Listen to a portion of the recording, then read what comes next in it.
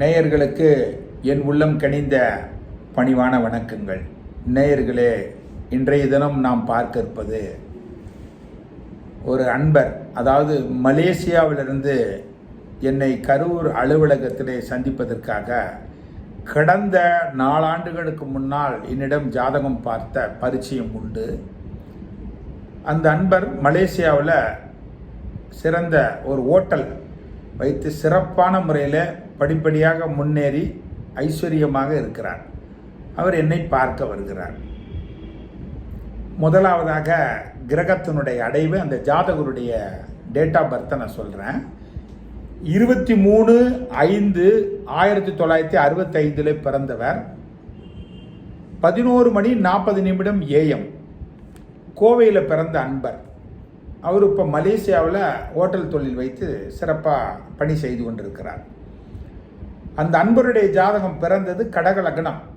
ராசி பாருங்கள், கும்பராசி, அவிட்ட நட்சத்திரம், கடைப்பகுதி 4ஆம் பாதத்தில் பிறந்தவர். பிறக்கும்போது செவ்வாய் திசையினுடைய இருப்பு 1 வருடம் 1 மாதம் 5 தினங்கள் இருந்தது. அப்போ 1965 பிறந்தவர். அப்போ செவ்வாய் திசை முடிஞ்சது, ராகு திசை முடிஞ்சு, குரு திசை முடிஞ்சு, சனி திசை கம்ப்ளீட்டாக பூரணத்துவம் பெற்று அப்போ தான் புதன் புத்தியில் தான் என்னை பார்க்க வரார் கடந்த 4 ஆண்டுகளுக்கு முன்னால்.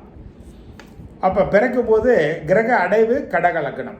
கடக லக்னத்துக்கு 2 செவ்வாய் சிம்ம மனையிலே, 4ஆம் பாவத்திலே மாந்தி, 5ஆம் பாவத்திலே கேது உச்சம் பெறுகிறது, 11ஆம் இடத்திலே ராகு நீசம் பெறுகிறது, 8ஆம் இடத்திலே சனி அட்டமாதிபதி 8ல் ஆட்சி பெறுகிறான், கூட லக்னாதிபதி என்று சொல்லக்கூடிய சந்திரன் 8ஆம் இடத்துல, 10ஆம் இடத்துல தசமகேந்திரத்தில் தனிச்ச புதன் அமரப்பட்டிருக்கிறது, 11ஆம் இடம் லாபஸ்தானத்தில் ராகு, சுக்கிரன், சூரியன் பிளஸ் குரு எல்லாம் கூடியிருக்கிறது. இப்பொழுது நடைமுறையிலே திசை புதன் திசையிலே புதன் புத்தி என்னை பார்க்க வரும் பொழுது கடந்த 4 ஆண்டுகளுக்கு முன்னால் எனக்கு தெரிந்த அன்பருடைய நண்பர் இவர். கோவையிலே பிறந்தவர் இவர். 2 நண்பர்களும் என்னை பார்க்க வருகிறார்கள், தோழர்கள்.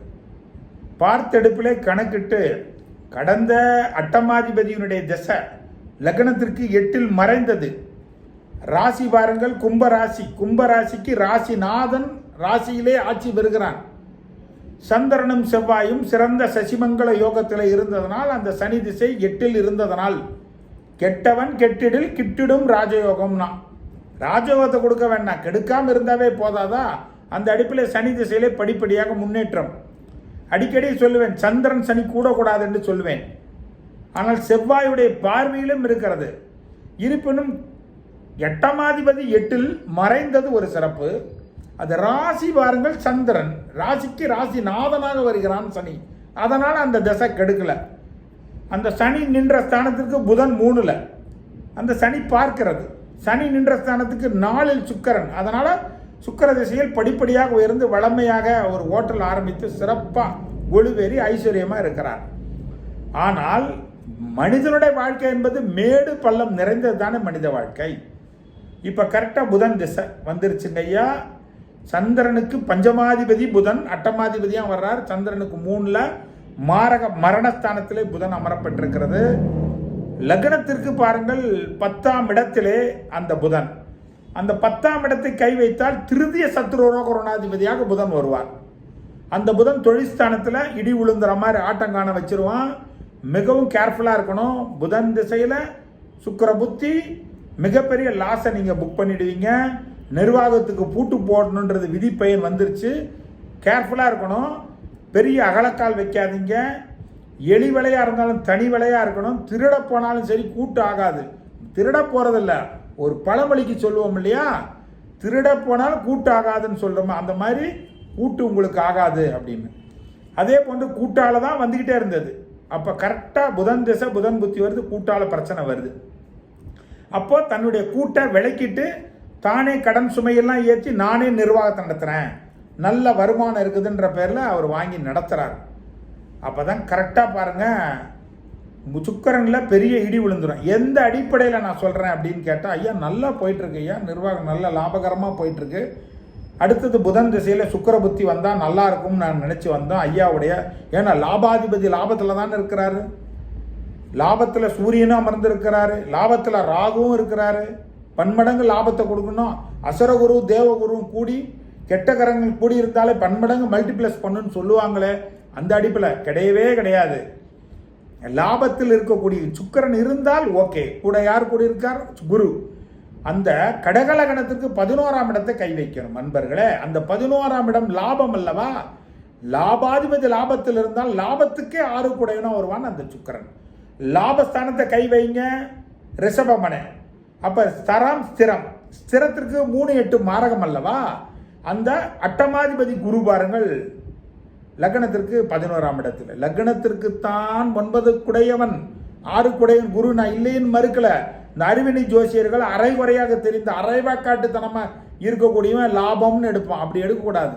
அது ஒவ்வொரு பாவத்துக்கு பாவம் நம்ம கணக்கு பார்க்கணும். அப்ப லாபத்தில் யார் உட்காரா? சுக்கிரன். லாபத்துக்கு 6 குடையனா வர்றார். லாபத்துக்கு யார் உட்காரா? லாபஸ்தானத்திற்கு அட்டமாதிபதியா யாருன்னா குரு. அந்த லாபத்தில் இருக்கும் பொழுது லாபத்திற்கு இடி உழுவணும். சரி, அடுத்தது போட்ட முதல் திரும்பமா திரும்பாதான், ஒரு வழியா 2 வழியான 2ஆம் இடம். அந்த 2ஆம் இடத்திற்கு அந்த சுக்கிரன் யாருன்னு கேட்டா 2ஆம் இடம்ன்றது என்ன? சிம்மமனை. லக்னத்துக்கு தனம், போட்ட ஃப்ளோ, பணம் வருமா வராதான்றது. அந்த 2ஆம் இடம்ன்றது ஸ்திரமனை. ஸ்திரத்திற்கு 3ஆம் இடமும் 8ஆம் இடமும். அப்ப சிம்ம மனைக்கு 3ஆம் இடம் எது? சுக்கிரன் மாரகாதிபதியா வருவார். சிம்ம மனைக்கு மற்றொரு மாரகாதிபதி யாரு? குரு. அப்போ அசுரனும் தேவனும். அப்போ 2ஆம் இடம் தனபாவத்திற்கு 2 மாரகங்கள் தொடர்பு கொண்டால் பணம் போட்டது மைனஸ் ஆகும், லாபம் காணாமல் போய்விடும். நிர்வாகத்துக்கு பூட்டு போடணுன்றது விதி. ஏன்னா தொழில் ஸ்தானத்திற்கு புதன் எங்க உட்காந்துருக்கான்? 10ஆம் இடத்துல. 10ஆம் இடம்ன்றது என்ன மன? சரமனை. சரத்திற்கு அந்த திருதிய விரையா சத்ரு ரோகருணாதிபதியா 6 குடைய கடன்கார ரோகருணாதிபதியாகவும் 6 குடையனாகவும் 3 குடையனா வருவான். அவர் தனித்த புதன். அந்த 10ஆம் இடத்திற்கு சரத்துக்கு 2-7 மாரகம். சுக்கிரன் மாரகாதிபதியா வருவார். லாபாதிபதி லக்னத்துக்கு தான். அப்போ ஒவ்வொரு பாவத்தையும் நம்ம கணக்கு வைத்து பார்க்கும் பொழுது இவர்களுக்கு எங்க இடி விழுவணும்? சுக்கிர புத்தியில இடி விழுந்துடும். நிர்வாகத்துக்கு பூட்டு போட்டுட்டு வருவேன்னு. சார் என்ன சார் நல்லா போயிட்டு இருக்கு சார், பார்த்துக்க, இருக்கிறதெல்லாம் குறைச்சிரு, தெளிவாக பண்ணுனேன். அதே மாதிரி 4 ஆண்டுகள் கடந்துட்டு என்னை பார்க்க போனவர் இப்போ கடந்த 1 மாதத்திற்கு முன்னால் மீண்டும் போன அதே நண்பரோடு அழைத்து வருகிறார் மலேசியாவிலிருந்து. ஐயா நான் அவரை மறந்துட்டேன், யாரும் தெரியாது, நோட்டை பிரிக்கிறேன், நோட்டை ஓப்பன் பண்ண சுக்கரனில் எல்லாம் அகல பாதாளத்துக்கு போயிடுச்சான்னு கேட்குறேன். ஹோட்டல் நிர்வாகத்துக்கே போட்டு என்னுடைய குடும்பம் என்னை விட்டு பிரிஞ்சிருச்சு. ஏன்னா குடும்பத்துக்கு 2 மாரகாதிபதி, குடும்பம் பிரியும், பணம் வரவுன்னா கணவன் மனைவி 2 பேர்களுக்கும் விரிசல் ஏற்பட்டு போச்சு. மனைவி பெங்களூரில் என்னை விட்டுட்டு போயிட்டா. எல்லா பணமும் இருக்கிற வரைக்கும் எல்லாரும் என்ன இருந்தாங்க ஐயா. என் பணம் எல்லாம் போச்சு. என் கூட்டாளியால் பல பிரச்சனைகள், இதெல்லாம் கொண்டு போய் பெரிய கேம்லிங்கில் என்னுடைய புத்தி பேதளிச்சு அங்கே போய் ஜூதில் போய் நான் ஆட்பட்டுட்டேன் ஐயா.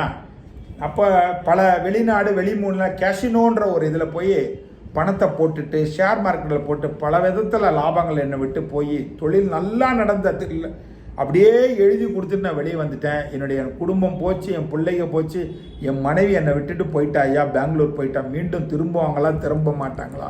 நீங்கள் சொன்னது அப்படியே நடந்தது.